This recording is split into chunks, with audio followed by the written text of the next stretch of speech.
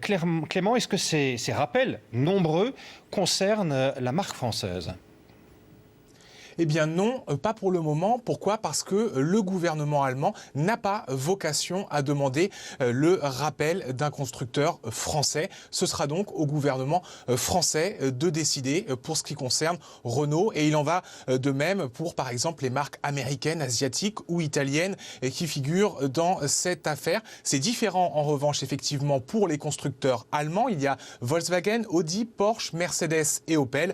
Pour ces constructeurs-là, oui, le gouvernement allemand a demandé à ce que tous les véhicules concernés en Europe soient rappelés et réparés. Ça en fait quand même 630 000 au total. Alors ces fameux tests en Allemagne, ils ont été faits à la demande du ministère des Transports et ils ont été faits sur l'ensemble des modèles diesel commercialisés ici en Allemagne. L'anomalie détectée, elle concerne le système de filtration des gaz polluants. Selon ces tests, eh bien, ce système de filtration, il se désactive lorsque la température extérieure passe sous un certain seuil. Ça signifie plus de pollution et c'est interdit par les normes européennes.